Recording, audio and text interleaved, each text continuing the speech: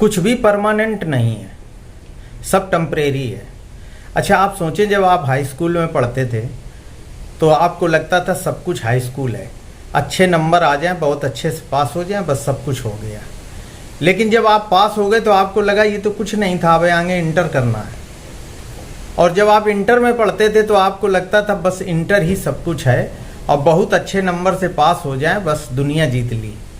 फिर आपको ये लगा कुछ समय बाद कि नहीं, इंटर के बाद अभी बीए करना है।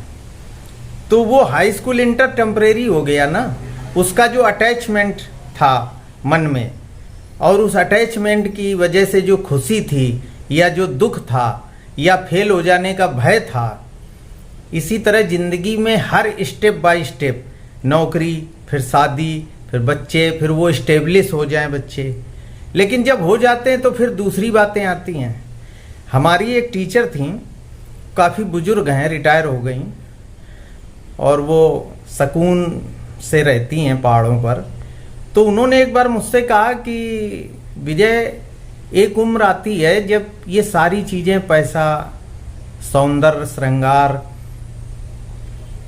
लोक व्यवहार, ये जो चीज़ें हमको प्रभावित करती थीं, अब इस उम्र में लगता है ये सब कुछ गौण है। इस उम्र में मुझे ये लगता बस कोई ऐसा व्यक्ति हो जो मुझे केयर करे, मेरी देखभाल कर दे, केयर करे, और जो केयर करे आपको, वो सबसे बड़ा सुख है। तो देखिए, जब वो टीचिंग लाइन में थी और युवा उम्र थी, तब उनकी सोच ये थी कि कोई ऐसा हो जो मुझे समझे। लेकिन आज सोच दूसरी है। तो सारे क्रियाकलाप, सारी सोच टेम्परेरी है, परमानेंट कुछ नहीं है। फिर एक दिन जब आप जाते हैं, वो तमाम चीज़ें छोड़कर जिनसे आपका बड़ा अटैचमेंट था, जिनके लिए आपने लोगों से बेईमानी की या झूठ बोला या लोगों से, पड़ोसियों से संघर्ष किया, कुछ अच्छे काम भी किए, इमोशनल टच भी था, भय भी था जीवन में, कंपटीशन भी था, और वो सब चीज़ें पार करके फिर एक दिन ऐसा भी आता है कि सब कुछ ये टेम्परेरी छूटता है।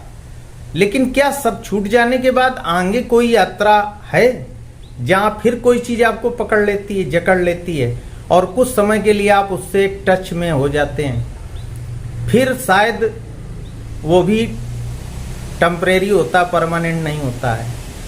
तो ये तमाम प्रश्न हैं, संसार में 6 प्रश्न हैं जिनके उत्तर खोजते खोजते लोग आध्यात्मिक हो जाते हैं और वो पराविज्ञान की साधना में लग जाते हैं, और फिर बहुत कुछ प्रकट होता है। हजारों वर्षों की सृष्टि के इतिहास में हजारों ऐसे महापुरुष हुए हैं जिन्होंने अपने थीसिस, अपने शोध उपनिषद, पुराण या किसी अन्य माध्यम से व्यक्त किए हैं, या जिन्हें आप दर्शन भी कहते हैं। तो यहीं से खोज शुरू करिए कि कुछ भी परमानेंट नहीं, सब टेम्परेरी है। और इस प्रश्न के बाद आपका एडमिशन पराविज्ञान की क्लास में या स्कूल में हो जाएगा।